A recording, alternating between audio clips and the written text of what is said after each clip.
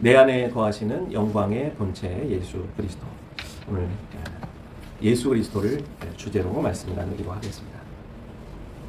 한마디로 예수님에 대한 말씀을 나누는 시간이 되겠습니다. 우리는 예수님을 누구라고 생각하십니까? 다른 종교와 같다고 생각하십니까? 아니면 다르다고 생각하십니까? 예수님을 신이라고 생각하며 우상으로 숭배하고만 있고 있지는 않습니까?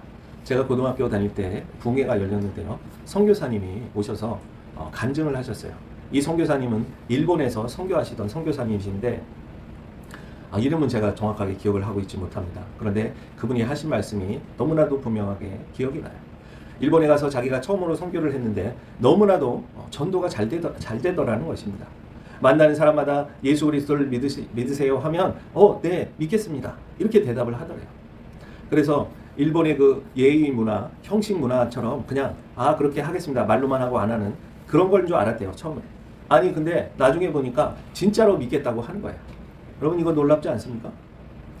그래서 이 선교사님이 깜짝 놀래가지고 야, 그럼 그동안 일본 선교가 안 됐다는 말이 거짓말이야? 이 1% 일본은 1% 크리스찬 기독교 복음화율밖에 안 된다고 하는데 이거 다 거짓말 아니야?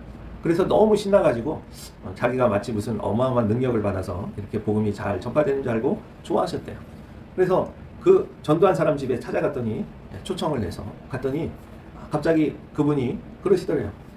혹시 예수님 초상화 한 장만 좀 구해 주실 수 있습니까? 그러더래요. 아니 초상화가 왜 필요해요? 그랬더니 그러면서 자기 방을 열어서 보여주더래요. 그랬더니 그 방 안에 있는 수많은 종교의 신과 유명 위인들이 다 가득가득 차 있더랍니다. 그러면서 빈칸을 하나 보여주면서 여기가 예수님 놓을 자리예요. 이제 예수님을 여기다 놓고 믿으면 우리는 천하무적 신을 모시고 정말 더 좋을 거예요. 이렇게 얘기를 하더랍니다. 여러분 이게 사실은 이게 진짜 복음이고 이게 예수님입니까? 그런데 사람들은 예수님을 그렇게 생각하고 믿고 있다는 사실이에요. 너무나도 안타까운 일이 아닐 수 없습니다. 오늘 우리는 그래서 내 안에 거하시는 영광의 본체 예수 그리스도가 누군지 깨닫는 귀한 시간 되시기를 축원합니다. 여러분 첫 번째 창조의 말씀으로 내 삶의 질서를 먼저 세워야 합니다. 뭐라고요? 창조의 말씀으로 내 삶의 질서를 세워야 돼요. 오늘 1절, 2절, 3절까지 말씀 같이 읽겠습니다. 요한복음 1장 1절부터 3절까지 말씀 한 마음으로 읽겠습니다.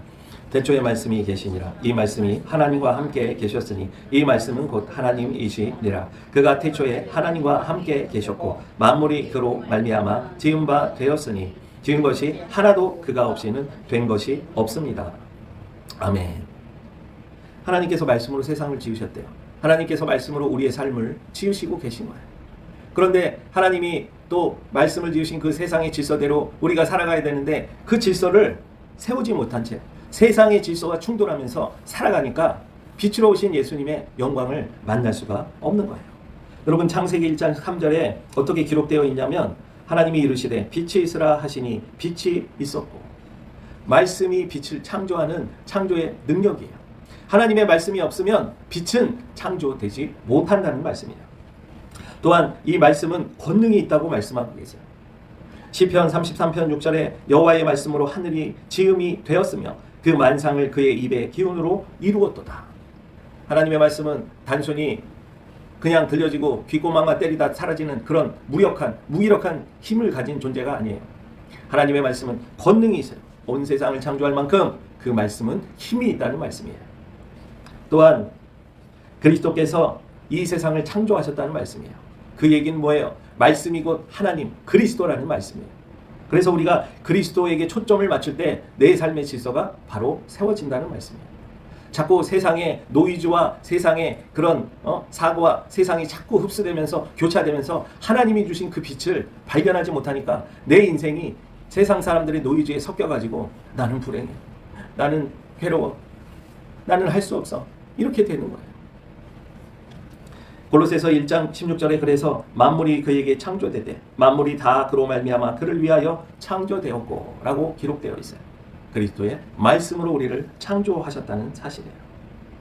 또한 히브리서 11장 3절에는 믿음으로 모든 세계가 하나님의 말씀으로 지어진 줄을 우리가 아나니. 누가 안다고요? 우리가 안다는 사실. 여러분 근데 세상에 나가면요, 아는데 현실과 부딪히면요, 그 세상의 노이즈와 섞이면요, 하나님의 말씀이 완전히 왜곡되고 굴절되고 믿을 수가 없게 되는 거예요. 그래서 비극이 되는 거예요. 그래서 우리는 다시 하나님의 말씀, 그 순수한 그리스도로 초점을 맞춰야 하는 거예요. 그게 핵심입니다.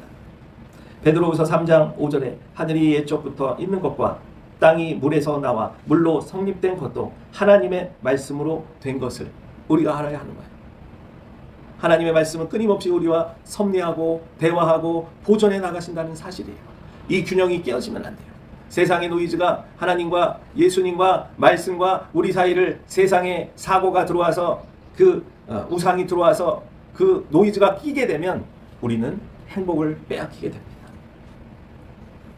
무질서한 마음, 환경 속에서 살아가고 계십니까? 창조의 말씀이 임하면 혼돈이 질서가 되는 거예요. 불행이 행복이 되는 거예요. 여러분, 이건 가스라이팅도 아니고 그냥 거짓말도 아니에요. 지어낸 말도 아니에요. 듣기 좋으라고 하는 유심론이 아니에요. 그리스도의 말씀에 기초한 하나님의 선포입니다.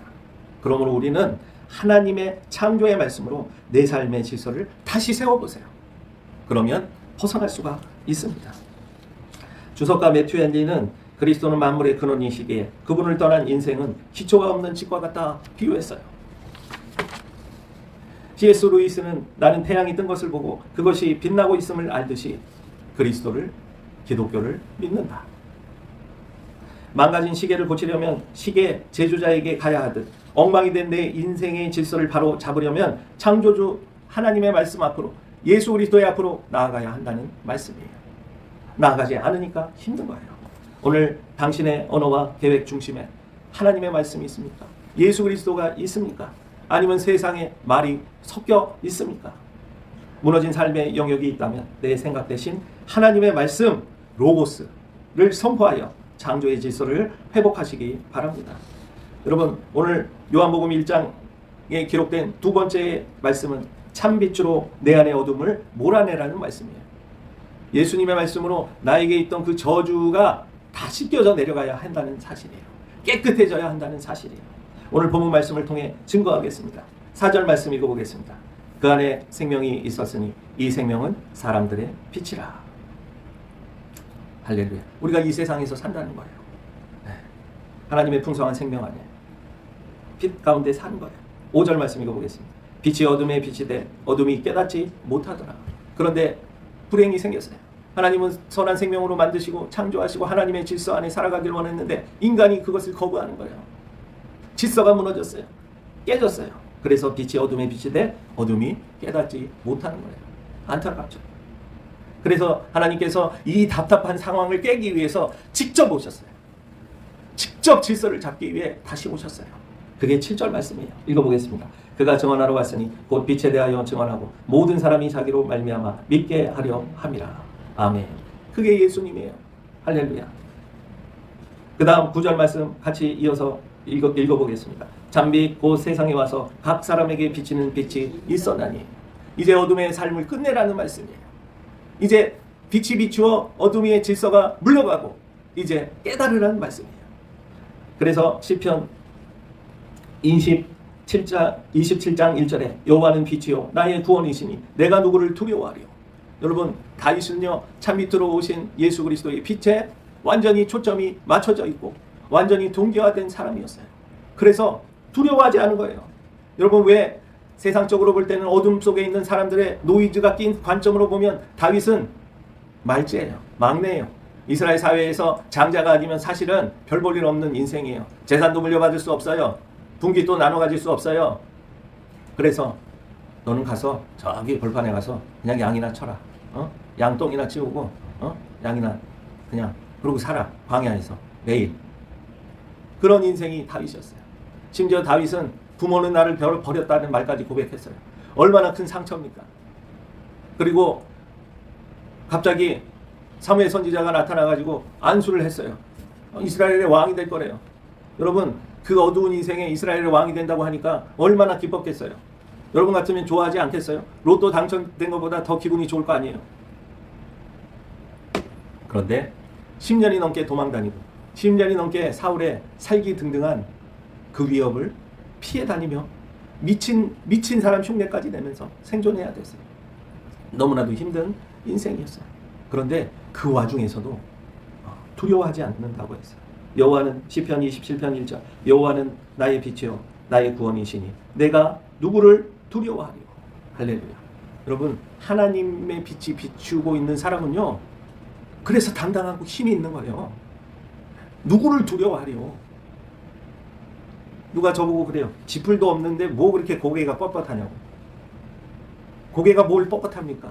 그렇다고 제가 오만방자하게 다른 사람을 짓밟으며 살았습니까? 그렇지 않아요. 다른 사람들은 다 권위가 있고 돈이 있고 힘이 있는 사람 앞에서 굽실굽실합니다. 저는 그러고 살질 않았어요. 왜? 하나님이 함께 하시는데. 그 지위와 돈이 뭔데? 하나님이 가장 높으신데. 여러분, 참빛이 올 때 우리의 질서와 우리의 자존감이 생기는 거예요. 이사야서 9장 2절에 흑암에 행하던 백성이 그 빛을 보고 사망의 그늘진 땅에 거주하던 자에게 빛이도다. 이게 메시아 빛이에요. 이게 그리스도의 빛이에요. 히브리어로는 메시아고요, 헬라어로는 그리스도예요. 같은 말이에요. 빛이 비친다는 사실. 예수 그리스도가 우리에게 비추신다는 말씀이에요. 그래서 요한복음 8장 12절에 예수께서 또 말씀하여 이르시되 나는 세상의 빛이니 나를 따르는 자는 어둠에 다니지 아니하고 생명의 빛을 얻으리라. 여러분, 이건 그냥 문화 표현이 아니에요. 그냥 듣기 좋으라고 하신 말씀이 아니에요. 하나님의 빛과 마주하게 되면요, 세상의 노이주 어둠과 그들이 그동안 우리를 가스라이팅했던 그 모든 무질서의 언어들이 한 방에 빛으로 물러가게 됩니다. 내 인생과 삶이 새로워지는 거예요. 믿음이 생기는 거예요. 에베소서 5장 8절에 너희가 전에는 어둠이더니 이제는 주 안에서 빛이라. 빛의 자녀들처럼 행하라. 여러분, 우리의 신분이요, 근원적으로 환원된 거예요.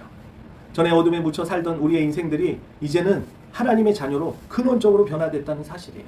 얼마나 놀라운 성경의 선언입니까? 영원히 멸망할 수밖에 없는 저주의 자식에서 이제 구원받을 수 있는 하나님의 자녀가 됐다는 사실이에요. 요한일서 1장 5절에 하나님은 빛이시라. 그에게는 어둠이 조금도 없으시니라 기록하고 있습니다.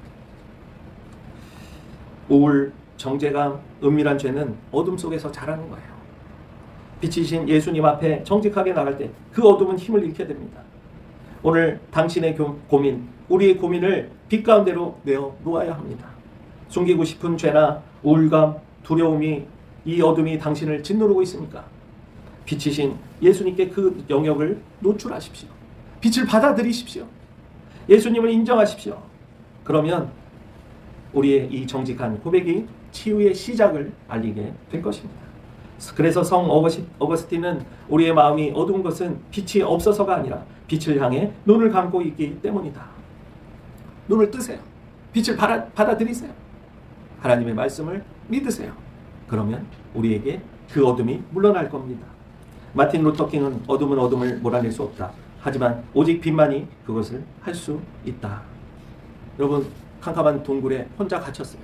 근데 촛불이 있고 성냥이 있었어요. 성냥을 켜서 촛불에 붙이는 순간 어둠은 순식간에 물러가는 거예요. 길이 보이기 시작하는 거예요. 믿음의 눈을 여시기 바랍니다. 그분이 바로 예수십니다. 유튜브 쇼츠를 보니까 이런 쇼츠가 있더라고요. 딱 1분 분량인데 집에만 있으면 우울해지는 이유를 설명합니다. 네. 여러분, 집에만 있으면 사람이 우울해질까요? 기분이 좋아질까요? 집에만 있으면 처음엔 좋대요. 뭐 아무것도 안 하고 집에서 있으니까 좋다. 근데 계속 있다 보면요, 텔레비도 보고, 영화도 보고, 넷플릭스도 보고, 게임도 하고, 막 이러고 보내고, 시간 계속 보내면, 그때는 잠깐은 좋대요. 근데 갑자기 머리가 텅 비어지면서 내가 뭐 하고 있는 거지? 생각이 든대요. 나중에는 설거지 하기도 싫어지고, 밥 먹기도 귀찮아지고, 청소하기도 귀찮아지고, 점점 사람이 우울해진대요. 여러분, 그런 환경에서 실제로 실험도 있어요. 다 좋은 환경 지어줄 테니까 며칠 동안 그 안에서 살 수 있는가. 그런데 정말 그런 환경에 놓여지면요, 계속 우울해지고 목적의 삶의 의미도 없어지고 계속 그런다는 거예요. 어둠 속에 방치되면 사람이 결국은 붕괴된다는 말이에요. 그렇기 때문에 이 우울의 메커니즘을 해결하는 방법은 집에서 나오는 거예요. 쉽죠? 어둠에서 나오면 돼요. 빛으로 나오면 되는 거예요. 그러면 이 문제가 해결되어지는 것입니다. 하나님께로 나오면 되는 거예요. 그것은 믿을 때 일어난다는 거예요. 순식간에 일어나는 거예요. 여러분, 하나님과 우리의 주파수가 맞닿으면 그 순간 연결이 되는 거예요. 마치 아무것도 없는 TV, 우리가 리모컨 스위치를 누르면 TV 전원이 들어오듯이 하나님과 주파수가 맞는 순간 우리의 사고가, 우리의 생각이 하나님의 주파수에 맞춰져서 빛으로 드러난다는 사실. 여러분, 순식간이에요. 노력한다고 되는 게 아니에요. 믿음으로 이루어오는 거예요. 물리적 행동 하나, 집을 단순히 나가기만 하면 되는 거예요. 단순히 우리가 믿음의 버튼을 누르기만 하면 시작되는 거예요. 우울증의 늪에서 탈출, 빛으로 나아가게 됩니다. 빛으로 오신 예수께서 우리의 영적인 놀라운 일들을 풍성하게 해주실 거예요. 여러분, 이것을 믿음이라고 해요. 믿음은 바라는 것들의 실상이요 보이지 못하는 증거라고 하신 말씀이 이 말씀의 뜻이에요. 그리고 자녀로서, 자녀의 권세로 세상에 당당히 서라고 말씀하고 있어요. 우리 11절, 12절 말씀 읽어보겠습니다. 같이 읽겠습니다. 자기 땅에 오매 자기 백성이 영접하지 아니하였으나 영접하는 자 곧 그 이름을 믿는 자들에게는 하나님의 자녀가 되는 권세를 주셨으니. 그런데 이 권세를 어떻게 주셨습니까? 우리 13절 말씀 읽어보세요. 이는 혈통으로나 육정으로나 사람의 뜻으로 나지 아니하고 오직 하나님께로부터 난 자들이니라. 아멘. 이거는요, 우리가 원해서 얻어지는 권리가 아니라 하나님께서 특권적으로 우리에게 내려주시는 권리라는 사실이에요. 이 세상의 모든 종교들은 자기가 열심히 노력해서 특권을 얻겠다고 해요. 천만의 말씀이에요. 하나님이 이 빛으로 비춰주실 때, 우리가 믿음의 눈을 열 때 이것이 이루어지고 성취된다는 사실이에요. 로마서 8장 15절에 너희는 다시 무서워하는 종의 영을 받지 아니하고 양자의 영을 받았으므로 우리가 아바, 아버지라 부르짖느니라. 우리 이제 자녀가 됐다는 말씀이에요.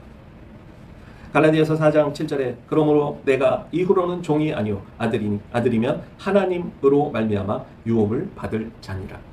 여러분, 단순히 명분, 명예만 빌려주는 그런 자리가 아니에요. 실질적으로 하나님의 모든 권세를 물려받는 자리가 우리가 자녀가 되는 자리라는 사실입니다.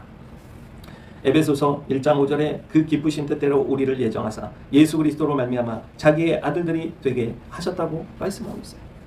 예수의 은혜로 된 거예요. 내가 잘나서 된 게 아니에요.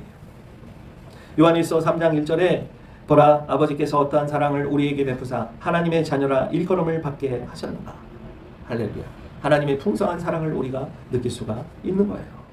그리고 결정적으로 요한계시록 21장 7절에 이기는 자는 이것들을 상속으로 받으리라. 나는 그의 하나님이 되고 그는 내 아들이 되리라. 여러분, 결국 최후 승리에서 하나님의 놀라운 그 권세를 물려받는 우리가 다 된다는 사실. 여러분은 누구의 자녀입니까? 세상 스펙이 당신을 정의하도록 가만 내버려 두지 마십시오. 하나님을 아바, 아버지라 부르는 자녀의 권세로 오늘 당당히 어깨를 펴시기 바랍니다. 존 칼빈은 영접이란 단순한 직접 동의가 아니라 그리스도의 통치 아래 자신을 온전히 맡기는 위탁이다 라고 말씀했어요. 무디는 나는 하나님의 자녀다. 그러므로 사탄은 내게 명령할 권한이 없다 말씀했어요. 거지의 아들이 왕의 양자가 되는 순간 그의 신분과 권세가 완전히 뒤바뀌듯 우리도 영접을 통해 우주의 통치자를 아버지라 부르는 특권을 얻게 되었습니다. 할렐루야. 세상의 평가나 경제적 상황 때문에 주눅들어 있지는 않습니까? 당신의 가치는 소유가 아니라 무엇을 가졌는가가 결정하는 것이 아니라 누구의 자녀인가가 결정하는 거예요. 사람들은 무시당하며 몹시 괴로워합니다. 왜냐하면 하나님의 형상으로 지음 받은 소중한 존재이기 때문에 그래요. 그 존재, 소중함이 무시당하는 순간 인간은 무너집니다. 그러므로 하나님의 형상, 하나님의 자녀임을 회복해라는 거예요. 우리가 무너진 자존심을 회복할 수 있어요. 하나님의 자녀가 되기 때문이에요.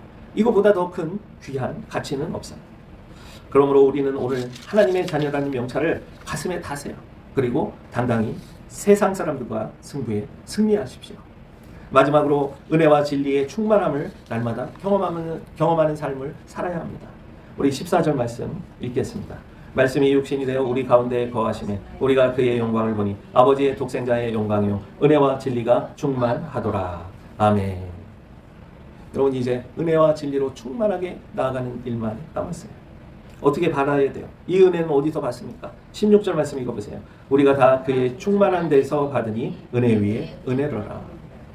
원천, 은혜의 원천이 어디라고요? 예수 그리스도.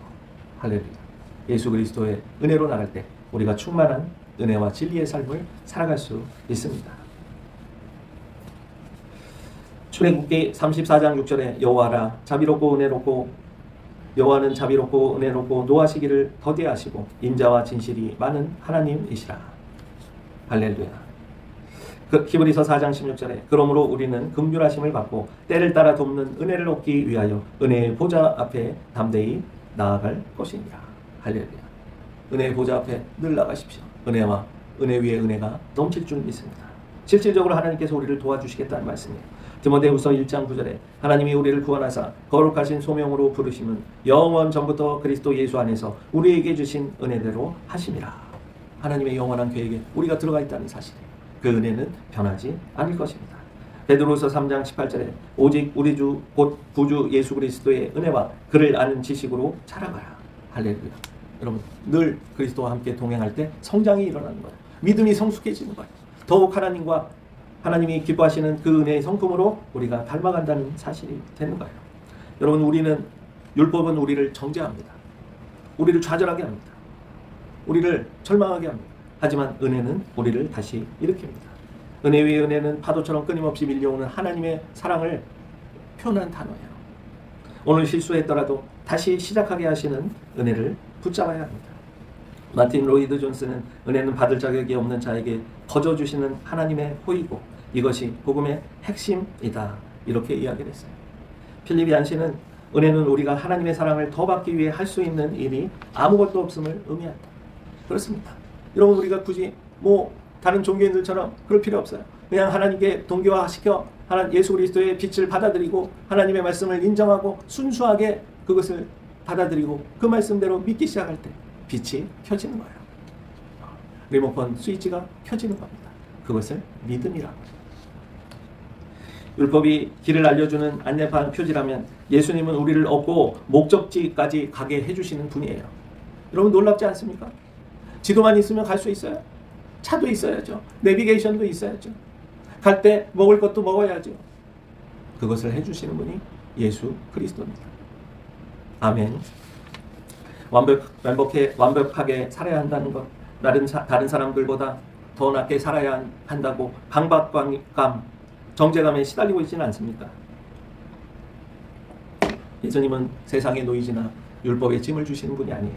하나님의 은혜와 충만함을 주시기 위해 주셨다는 사실입니다. 결론입니다. 여러분 오늘 본문은 예수님은 멀리 계신 분이 아니라 우리 곁에 계시며 우리를 하나님의 자녀로 만드는 영광의 본체시라는 사실이에요. 창조의 질서로 생명의 빛으로 자녀의 권세로 그리고 충만한 은혜로 오신 예수 그리스도를 오늘 우리의 한복판에 모셔드리기를 축복합니다. 예수 그리스도는 창조주시며 빛이시며 우리를 자녀로 삼으신 분이시며 은혜의 근원이시라는 사실을 믿으시기 바랍니다. 기도하겠습니다. 거룩하고 사랑이 많으신 하나님, 오늘 이 시간 부족한 종이 하나님의 말씀을 나누었습니다. 하나님, 빛으로 오신 예수 그리스도께서 우리의 마음을 비춰 주옵소서. 어둡고 죄악의 노이즈로 가득 찬 또 세상에 가스라이팅된 우리 오염된 사고를 예수 그리스도의 진리의 빛으로 완전히 몰아내게 하시고 은혜와 진리로 충만하게 하여 주옵소서. 하나님의 자녀로 당당하게 오늘 이 시간 이후로 절대로 주눅들지 말고 두려워하지 말고 또 정죄감으로 숨지 말고 당당하게 나아갈 수 있게 하옵소서. 이 시간도 하나님께서 함께 하시고 큰 은혜와 진리로 충만하게 하실 것을 믿사옵니다. 우리 주 예수 그리스도의 이름으로 기도했습니다. 아멘. 이제는 우리 주 예수 그리스도의 은혜와 하나님 아버지의 무한하신 사랑하심과 성령님의 감동 감화 축복하시는 은혜가 오늘 말씀을 듣고 빛으로 나가길 원하는 지금까지 세상의 소음과 노이즈에 내 영혼을 맡겨 너무나도 고통과 어둠 속에 살았던 영혼들이 예수 그리스도의 빛으로 나음으로 은혜 위에 은혜가 진리가 풍부한 삶으로 살기로 결단한 귀한 우리 생교회 성도님들 머리 위에 가정의 일터 위에 사업장 위에 우리 사랑하는 자녀들 머리 위에 또 함께하는 모든 영혼들 머리 위에 이제로부터 영원토록 함께하옵시기를 간절히 축원하옵나이다. 아멘.